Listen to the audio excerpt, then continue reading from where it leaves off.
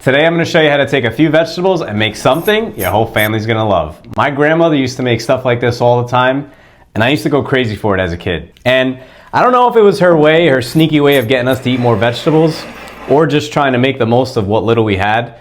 I just remember they were really good. So the vegetables of choice today are zucchinis and carrots. So the first thing we're going to do is run these zucchinis on a box grater. So you're going to need a box grater.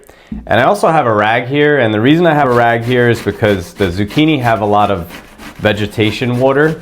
So what we're going to do is we're going to grate all the zucchini over this rag, and then we're going to squeeze out all the juice. So you definitely need a nice clean rag and just squeeze it. You'd be surprised how much water comes out. All right, so once you squeeze out all the juice, you're going to get a large bowl, and you're going to add the zucchini right into the bowl. And this is where the recipe gets really easy. We're just gonna start working right in this bowl. So we're gonna grate the carrots right in here. And I'm using about 4 medium-sized carrots, but this recipe is pretty versatile. Depending on how many carrots or zucchini you have, you can make it happen. So we got all the carrot in here. The next thing is the cheese, and I have smoked mozzarella, but you could really use regular mozzarella in this if you want. Honestly, you can really put whatever cheese you want in this. You just want some kind of melting cheese and a cheese that you like. So we'll just grate this in here. And now that we have everything grated, now we need to bind all these ingredients together. So we have some eggs. We're gonna go in with 3 eggs.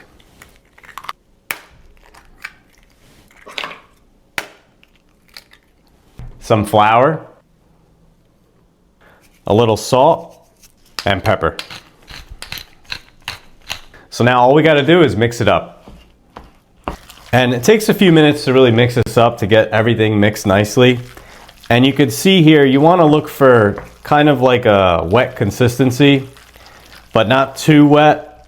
Like you could see all the ingredients are sticking together here, which is going to help them stay together when we fry them. But if you notice that it's a little too wet, you could add more flour to thicken it up, but this looks really good. So it's really it for the prep work.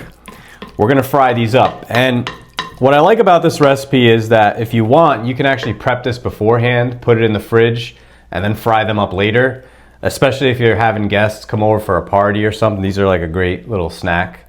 So let me clean this up and we'll start frying these up. All right, so we're gonna start frying these up, and I have a pan here with some paper towels. So we're gonna fry them in olive oil. We're not gonna deep fry them, just shallow fry. And we're gonna keep the heat on medium heat because we don't want these really to burn. We want them to kind of cook slow. So we're gonna put a generous amount of olive oil in here. And like I said, we have the heat on medium. And we're gonna let this oil come to medium heat, and then we're gonna start adding in dollops of the mixture in. And then what you wanna do is just flatten them out in the pan, just to kind of spread them out so they cook evenly. And these really only take about a few minutes to cook on each side, and you can kind of check with a fork underneath to see if they're ready to flip. I have a little more room in this pan, so I'm gonna add another one in. And the best way to flip these is with 2 forks, so get 2 forks. You could check, these look pretty good.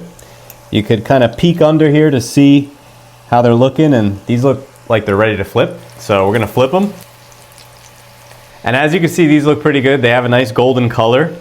So now we're just gonna let the other side cook. We're gonna take them out and we'll put them on a paper towel. So we got a few done, and now pretty much you just gotta continue. Just keep frying up the batches. And it's actually, you get a lot of these out of this little batch. And it's just a few zucchini, some carrots, some eggs, and I mean, look at how much you get. I mentioned earlier that you could prep the batch and put it in the fridge and then fry them up when your guests arrive.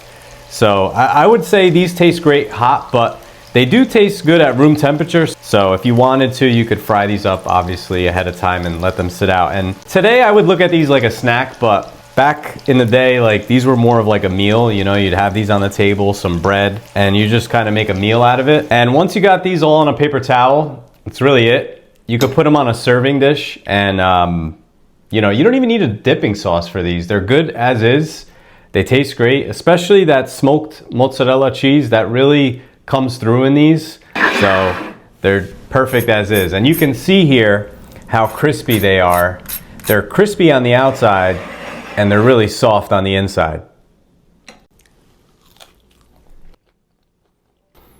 They're really good and they're pretty dangerous. You can't just have one of these. So definitely if you make this recipe, make enough because they're gonna go. And like I said, people that don't like vegetables, they usually love these. So these are great for parties.